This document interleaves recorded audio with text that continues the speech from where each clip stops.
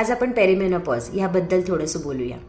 Perimenopause ही एक transition phase आहे तुमच्या बॉडीची मेनोपॉज होण्याच्या आधीची, आणि ही बरीच वर्ष लांबू शकते.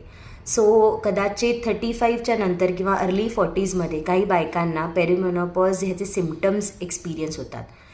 एक्झॅक्टली काय होतं तर तुमच्या बॉडीचे काही हॉर्मोन्स फ्लक्च्युएट व्हायला लागतात. एस्ट्रोजन आणि टेस्टोस्टेरॉन ह्याच्या लेवल्स कमी व्हायला लागतात, डिक्लाईन व्हायला लागतात. त्याच्यामुळे भरपूर चेंजेस आपल्या बॉडीमध्ये जाणवतात. काही सिम्पटम्स मी इथे सांगते.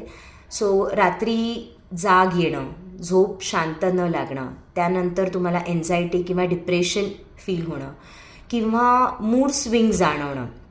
कधीकधी खाण्यामध्ये काही लोकांना खारटपणा असं जाणवू शकतो.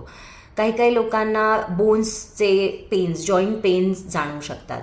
अशा बऱ्याच काही सिम्पटम्स आहेत. कोणत्या टेस्टमधून कळत नाही की तुम्ही पेरिमेनोपॉझल आहात की नाही. पण काही गोष्टी तुम्ही करू शकता ह्याच्यामध्ये. पहिल्यांदा तर तुमची ब्रीदिंग टेक्निक, म्हणजे तुम्हाला स्ट्रेस मॅनेजमेंट तुम्हाला शिकायला लागेल. ब्रीदिंग टेक्निकवरती फोकस करायला लागेल.